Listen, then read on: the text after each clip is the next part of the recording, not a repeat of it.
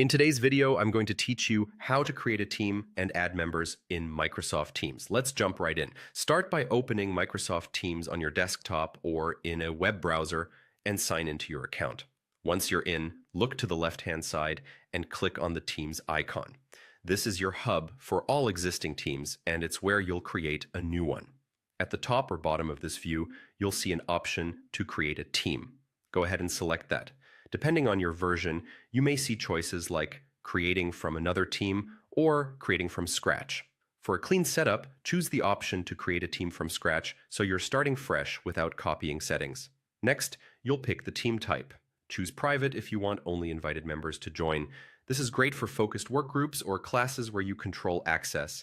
Choose public if you want anyone in your organization to be able to find and join the team, which can be useful for open collaboration.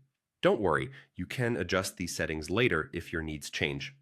Now give your team a clear descriptive name and add an optional description. The name should make the purpose obvious so people instantly know what the team is for. When you're happy with it, click Create.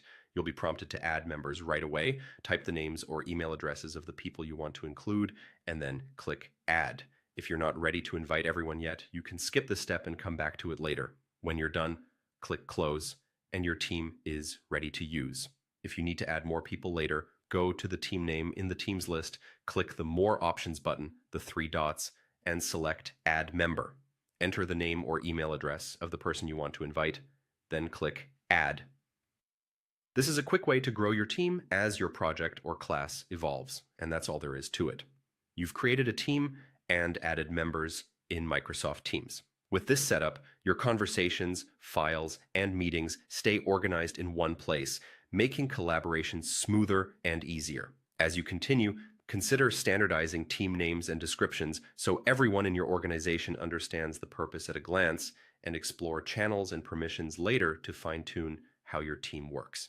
If this video helped you, don't forget to like, subscribe, and hit the bell icon for more Microsoft Teams tutorials. Thanks for watching, and I'll see you in the next video.